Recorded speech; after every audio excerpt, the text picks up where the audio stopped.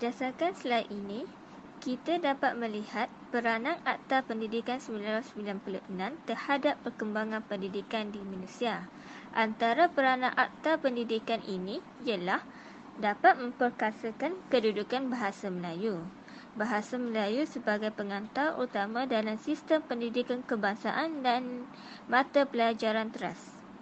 Bahasa Melayu dijadikan sebagai bahasa pengantar utama dalam sistem pendidikan kebangsaan. Setiap sekolah di Malaysia perlu mewajibkan bahasa Melayu sebagai bahasa mata pelajaran wajib yang diajar di semua sekolah institusi pendidikan. Seterusnya ialah melindungi hak murid dan pengusaha. Hal ini kerana dapat menjamin kualiti perkhidmatan. Dengan adanya akta ini, hak murid dapat dilindungi dan mendapat keadilan sebagai seorang mangsa budi.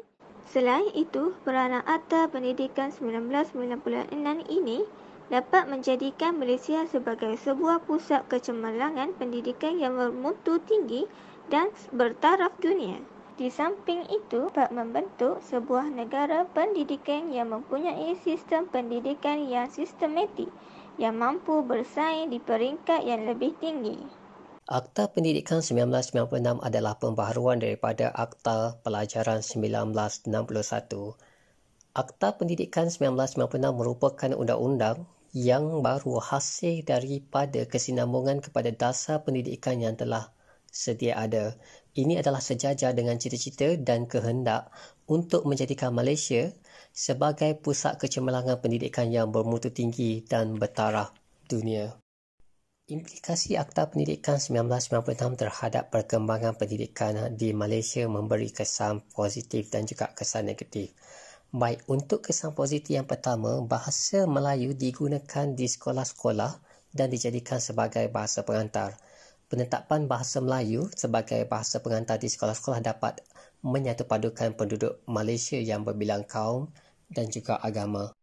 Yang kedua ialah berlaku perluasan sistem pendidikan swasta dan pendidikan teknik dapat dipeningkatkan.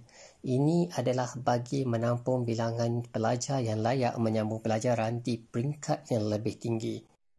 Yang seterusnya adalah pendidikan khas mula diberi perhatian.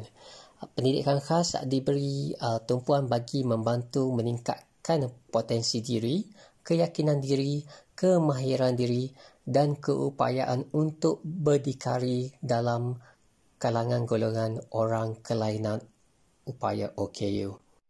Dan yang terakhir sekali, kesan positif terhadap perkembangan pendidikan di Malaysia adalah menjadikan pusat kecemerlangan pendidikan di mana pihak Kementerian Pendidikan Malaysia turut mewujudkan pendidikan prasekolah awal kanak-kanak bagi warga negara yang berumur 6 tahun. Kementerian Pendidikan Malaysia memastikan pendidikan ini berjalan dengan lancar, memelihara hak asasi kanak-kanak dan kemahiran kanak-kanak seperti membaca, mengira dan menulis serta menanam nilai positif dalam diri mereka. Kesan negatif implikasi Akta Pendidikan 1996 terhadap perkembangan pendidikan di Malaysia. Yang pertama adalah dengan menjadikan pendidikan sebagai suatu perniagaan.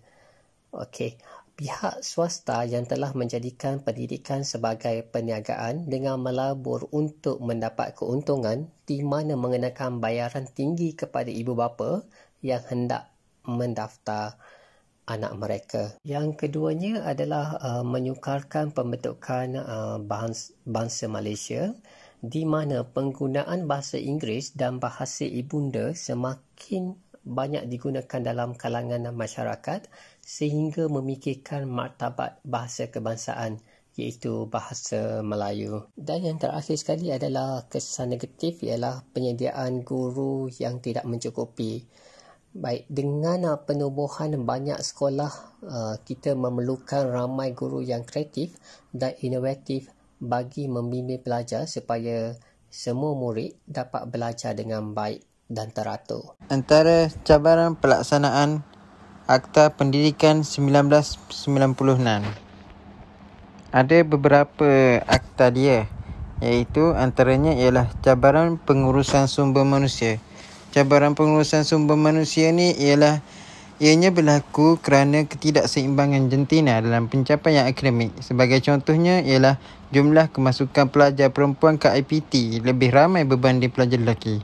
Cabaran yang keduanya ialah cabaran perubahan minda rakyat Malaysia. Apa itu cabaran ini? Cabaran ini ialah rakyat Malaysia masih mengharapkan pendidikan ini sebagai satu alat untuk mendapatkan pekerjaan dan jawatan bagi satu-satu sektor. Antara cabaran ketiga, cabarannya ialah cabaran sumber kewangan.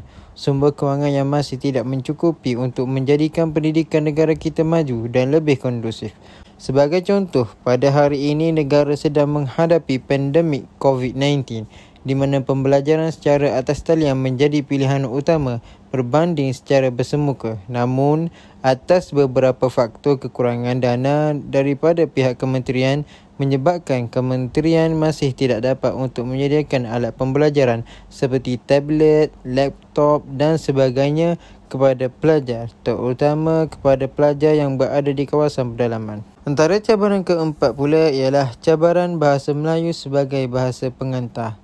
Walaupun setelah 64 tahun Malaysia merdeka dan 44 tahun pelaksanaan sepenuhnya Dasar Melayu telah menerima tamparan hebat apabila Akta Institusi Pengajian 1996 dan Akta Institusi Pengajian Tinggi Swasta telah diluluskan di mana bahasa Inggeris dibenarkan menggunakan sebagai bahasa pengantar di mana-mana institusi pengajian tinggi. Ini menyebabkan bahasa Melayu tidak dapat dimartabatkan dalam pendidikan sebagai bahasa pengantar utama di semua institusi pendidikan di Malaysia dan bahasa Melayu juga tidak dijadikan bahasa rasmi dalam urusan pentadbiran. Isu perpaduan kaum.